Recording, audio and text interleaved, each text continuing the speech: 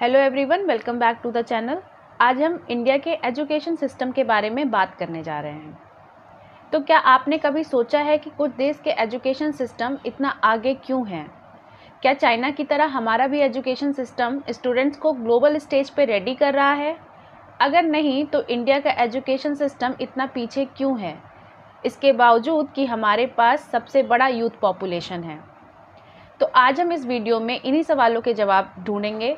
हम देखेंगे कि चाइना और इंडिया के स्कूल सिस्टम्स में क्या फ़र्क है और इंडिया को ग्लोबल शिक्षा में आगे बढ़ाने के लिए क्या करना पड़ेगा। तो चलिए शुरू करते हैं। चाइना का एजुकेशन सिस्टम काफ़ी इंटरेस्टिंग है। ये कन्फ्यूशियन वैल्यूज़ पे बेस्ड है, जो डिसिप्लिन, अथॉरिटी की रिस्पेक्ट और हार्डवर्क पे फोकस करता है।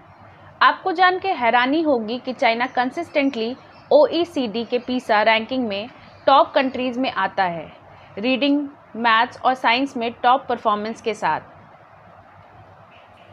चाइना का एजुकेशन सिस्टम का सबसे बड़ा फीचर है गायोकाओ।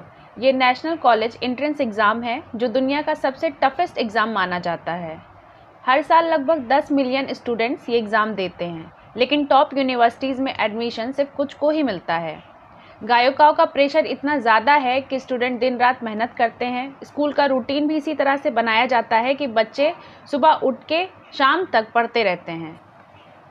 इसी के साथ साथ चाइना अपने वोकेशनल एजुकेशन पे भी काफ़ी ध्यान देता है। 2019 में 10 मिलियन से ज़्यादा स्टूडेंट वोकेशनल ट्रेनिंग प्रोग्राम्स में इनरोल्ड हुए थे। इससे चाइना अपने इकोनॉमी के डिमांड्स के हिसाब से स्किल्ड वर्कफोर्स रेडी कर रहा है। इंडिया भी वोकेशनल ट्रेनिंग में थोड़ा पीछे है। इंडिया का एजुकेशन सिस्टम काफ़ी यूनिक चैलेंजेस फेस करता है। आपको शायद ये बात पता हो कि ग्लोबली हमारे स्टूडेंट्स काफ़ी अच्छा परफॉर्म करते हैं, लेकिन स्कूल एजुकेशन रैंकिंग्स में इंडिया काफ़ी पीछे है। फॉर एग्जांपल अगर हम देखें तो पीसा रैंकिंग में हम 72nd पोजीशन पे आए थे 77 कंट्रीज़ के कंपैरिजन में।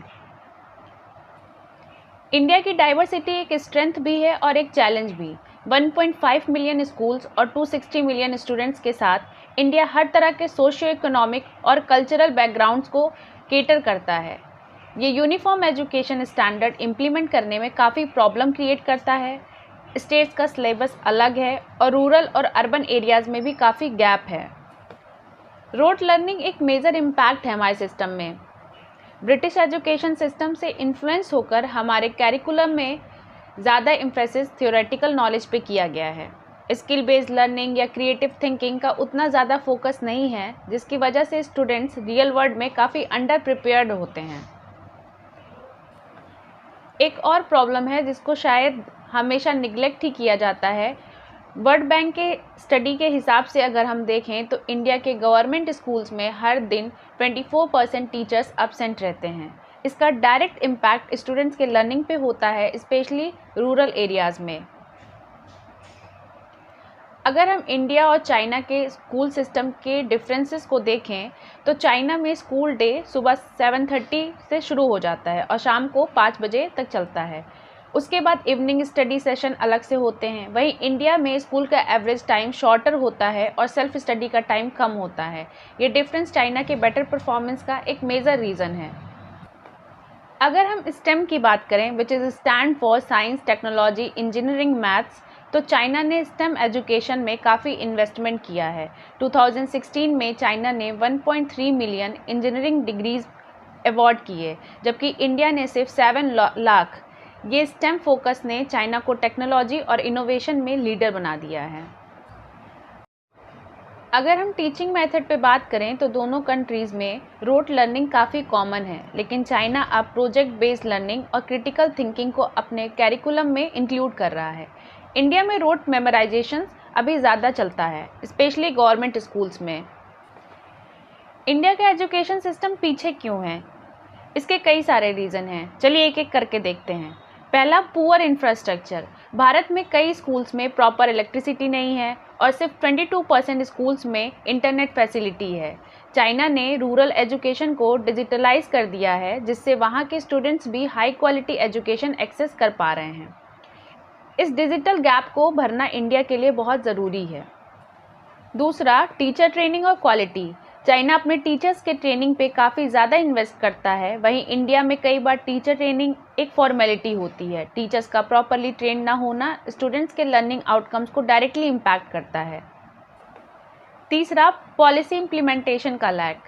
इंडिया में नेशनल एजुकेशन पॉलिसी 2020 और राइट टू एजुकेशन जैसी पॉलिसीज़ तो इंट्रोड्यूस हुई है, लेकिन उनका इम्प्लीमेंटेशन काफ़ी स्लो है। Budget issues, political road blocks और एडमिनिस्ट्रेशन की इनएफिशिएंसीज़ काफ़ी रिफॉर्म्स को डिले करते हैं। इंडिया अपने जीडीपी का सिर्फ 3.1% एजुकेशन पे खर्च करता है, जबकि चाइना लगभग 4% खर्च करता है। ये 1% का डिफरेंस काफ़ी सिग्निफिकेंट है, क्योंकि billions of dollars infrastructure, teaching, training और डिजिटल टूल्स में इन्वेस्ट नहीं हो पाते। इंडिया को चाइना से क्या सीखना चाहिए? स्किल डेवलपमेंट पे फोकस। चाइना का स्किल डेवलपमेंट पे फोकस इंडिया के लिए एक लर्निंग पॉइंट हो सकता है। यूथ पॉपुलेशन होने के बावजूद इंडिया में एम्प्लॉयबल स्किल्स की कमी है।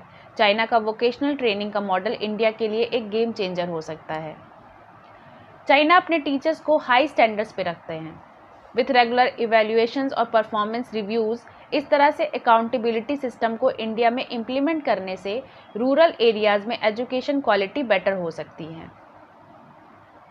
चाइना ने डिजिटल एजुकेशन पे एग्रेसिव इन्वेस्टमेंट किया है, जो रिमोट एरियाज़ तक भी रीच करता है। इंडिया का डिजिटल इंडिया इनिशिएटिव एक पॉजिटिव स्टेप है, लेकिन इसको स्केल अप करना पड़ेगा ताकि सभी रीजन्स को कवर किया जा सके। इंडिया और चाइना के एजुकेशन सिस्टम्स अपनी चैलेंजेस और स्ट्रेंथ्स के साथ यूनिक हैं, लेकिन अगर इंडिया को अपनी फुल पोटेंशियल रियलाइज़ करनी है तो एजुकेशन सिस्टम को रिफॉर्म करना होगा, क्रिटिकल थिंकिंग, वोकेशनल ट्रेनिंग और टीचर क्वालिटी पे फोकस करते हुए। देश का फ्यूचर उसके यूथ पे डिपेंड करता है, और वर्ल्ड क्लास एजुकेशन ही वो रास्ता है जो हमें आगे ले जा सकता है। आज ज़रूरत है कि पॉलिसी मेकर्स, एजुकेटर्स और पेरेंट्स मिलकर इस बारे में सोचें कि कैसे हमारे एजुकेशन सिस्टम को कॉम्पिटिटिव के साथ साथ इनोवेटिव और इंक्लूसिव बनाया जा सकता है। तो ये था एक छोटा सा वीडियो चाइना और इंडिया के एजुकेशन सिस्टम्स के कंपैरिजन का। हर सिस्टम के अपने पॉजिटिव और नेगेटिव्स होते हैं, लेकिन हमें अपने एजुकेशन सिस्टम को और ज़्यादा प्रैक्टिकल और स्किल बेस्ड बनाने की ज़रूरत है। आपको क्या लगता है, क्या चेंजेस होने चाहिए? अपने व्यूज़ को कमेंट में ज़रूर शेयर करिए। मिलते हैं नेक्स्ट वीडियो में, तब तक के लिए keep learning and keep growing. Bye bye.